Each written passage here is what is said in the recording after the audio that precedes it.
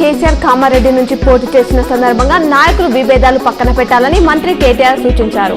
Majority కోసం కృషి చేయాలని కోరారు. ప్రగతి భవన్ లో నిన్న కామారెడ్డి పట్టణ నాయకులతో సమావేశం నిర్వహించారు.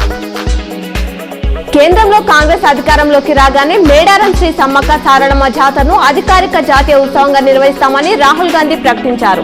ఆదివాసుల కోసం ఈ నిర్ణయాన్ని అమలు చేస్తామని హామీ ఇచ్చారు. ఆర్మూర్లో మహిళలతో కలిసి ఎమ్మెల్సీ కవిత బతుకమ్మ పేర్చారు. ఆర్మూర్ మండలం మిర్దాపల్లి గ్రామ ఉప సర్పంచ్ సౌడం మధువర్మ జన్మదిన వేడుకలు ఎమ్మెల్యే జీవన్ రెడ్డి నివాసంలో ఘనంగా జరిగాయి. ఆర్మూర్ పట్టణంలోని కాశీ హనుమాన్ మున్నూర్ కాపు సంఘం ఆధ్వర్యంలో ఏర్పాటు చేసిన బతుకమ్మ పేర్చే కార్యక్రమంలో జిల్లా ఎమ్మెల్సీ కల్వకుంట్ల కవిత, ఎమ్మెల్యే జీవన్ రెడ్డి దంపతులు పాల్గొన్నారు.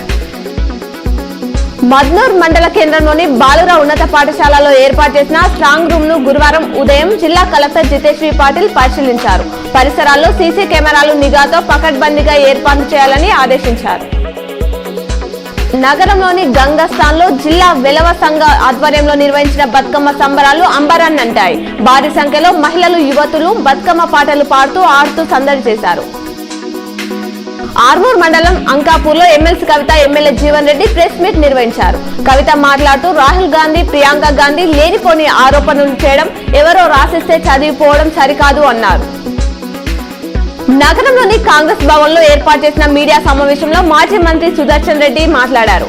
జిల్లాలో కాంగ్రెస్ అగ్రనాయకుడు రాహుల్ గాంధీ బస్ యాత్ర వివరాలు వెల్లడించారు. చేవెళ్ల పార్లమెంట్ సభ్యులు రంజిత్ రెడ్డి వెల్పూర్లో మంత్రి వేముల ప్రశాంత్ రెడ్డిని పరామర్శించారు. ప్రశాంత్ రెడ్డి మాతృమూర్తి క్రీస్తు శేషులు మంజులమ్మ చిత్రపటానికి నివాళులర్పించి కుటుంబ సభ్యులకు ప్రగాఢ సానుభూతి తెలియజేశారు. మోసం కాంగ్రెస్ నైజమని ఎమ్మెల్సీ కవిత అన్నారు. ప్రెస్ మీట్ లో మాట్లాడుతూ కర్ణాటకలో 20 గంటల కరెంట్ ఇస్తామని హామీ ఇచ్చిన కాంగ్రెస్ ఇప్పుడు 5 గంటల కరెంటుతో సర్ది పెట్టుకోమంటుంది.